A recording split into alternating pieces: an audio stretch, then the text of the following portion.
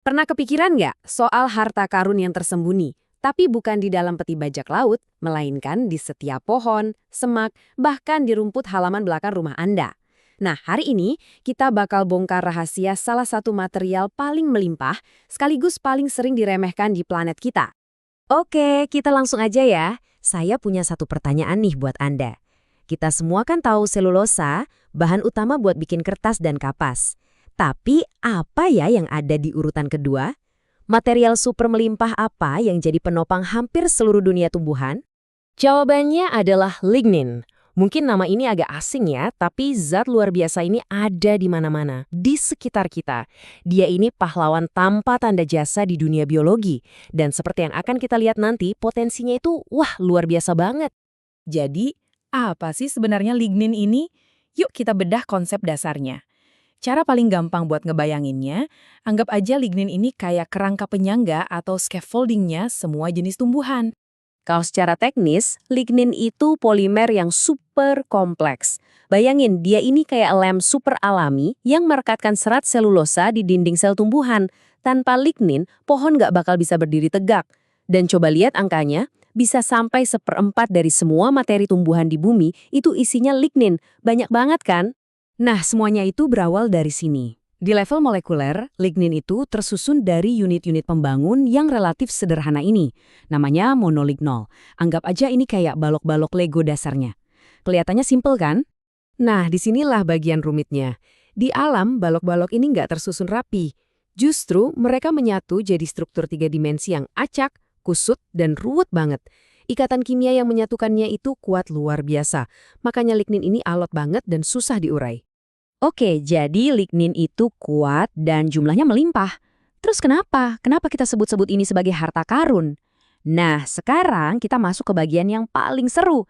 Kenapa zat ini penting banget? Ternyata, lignin ini punya segudang kekuatan super bawaan.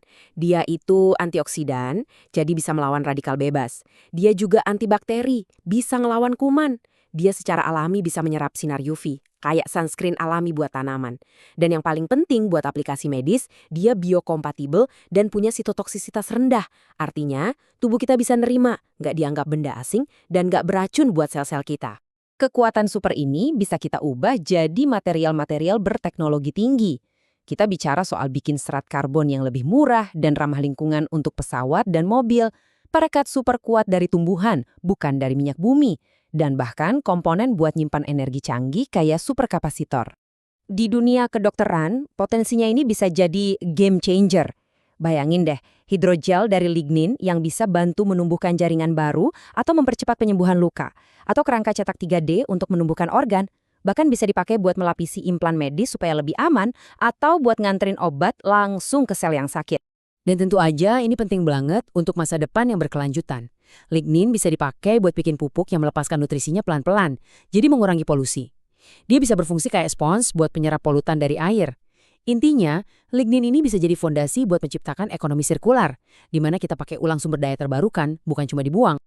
Oke, pertanyaannya sekarang, kalau lignin sekeren ini, kenapa kita nggak pakai buat semua hal tadi? Nah, disinilah letak masalahnya.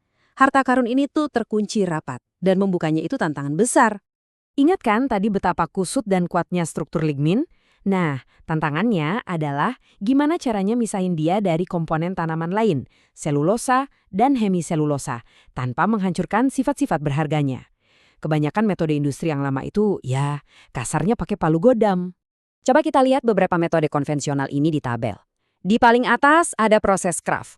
Emang sih efisien, tapi lihat deh kolom kekurangannya.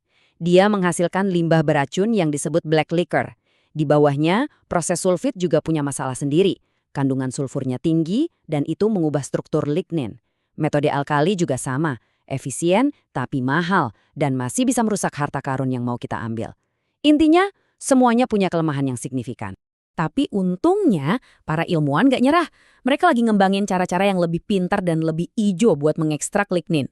Jadi bukan lagi pakai palu godam, tapi mencoba menemukan kunci yang pas buat membuka harta ini secara perlahan. Perbedaannya kelihatan jelas banget. Metode konvensional itu pakai bahan kimia keras, butuh energi tinggi, dan banyak limbahnya. Nah, metode hijau ini lebih lembut. Dia pakai pelarut ramah lingkungan, kondisinya lebih ringan, dan yang paling penting, struktur asli ligninnya tetap terjaga. Plus, pelarutnya seringkali bisa didaur ulang. Salah satu jagoan metode hijau ini namanya proses organosolv. Kerennya, dia pakai pelarut organik simpel seperti etanol, alkohol yang sama di minuman, untuk melarutkan lignin. Hasilnya, lignin berkualitas tinggi yang murni. Dan yang terpenting, bebas sulfur. Dan slide ini nunjukin poinnya dengan jelas banget. Coba perhatikan struktur kimianya. Kelihatan kan ada atom sulfur yang ditandai huruf S itu di lignin dari proses sulfit dan Kraft. Sekarang lihat yang organosolv. Bersih, nggak ada sulfurnya. Perbedaan kecil ini dampaknya besar banget buat kegunaan dan keramahan lingkungan produk akhirnya. Dan risetnya nggak berhenti sampai di situ aja. Para ilmuwan lagi menjajaki teknologi yang lebih canggih lagi. Ada cairan ionik yang efektif banget. Tapi ya, sekarang ini masih mahal. Nah, yang lagi menarik perhatian banget itu, pelarut eutektik dalam, atau DES. Ini adalah pelarut desainer yang bisa disesuaikan, murah, dan ramah lingkungan banget. Ini menjanjikan cara mengekstrak lignin dengan lebih presisi dan berkelanjutan. Terus, apa artinya semua ini? Inovasi dalam cara mengekstrak lignin ini bukan cuma soal kimia yang lebih canggih. Ini soal membangun masa depan yang benar-benar baru untuk material. Ini tentang beralih dari yang tadinya cuma dianggap lem tanaman menjadi pilar dari sebuah ekonomi sirkuler. Jadi, inti dari semua ini sebetulnya simpel, kualitas ekstraksi itu menentukan nilai akhir. Dengan punya metode yang bisa mengambil lignin murni tanpa merusak strukturnya, kita membuka pintu ke semua aplikasi bernilai tinggi yang sudah kita bahas tadi. Jadi, kalau kita rangkum, perjalanan ini keren banget kan? Kita mulai dari sadar ada sumber daya, melimpah yang selama ini kita abaikan. Terus, kita hadapi tantangan teknisnya. Lalu, lewat inovasi, kita temukan solusinya. Dan ujung-ujungnya, solusi itu bantu kita ciptain dunia yang lebih berkelanjutan. Saya akan tinggalkan Anda dengan satu pemikiran ini. Mungkinkah lem, yang selama ini cuma kita anggap sebagai penyangga tanaman, ternyata justru jadi perekat yang kita butuhkan untuk menyatukan masa depan yang lebih hijau dan lebih sirkuler? Harta karunnya selalu ada di sana, tersembunyi di depan mata kita. Dan sekarang, kita akhirnya belajar cara membukanya.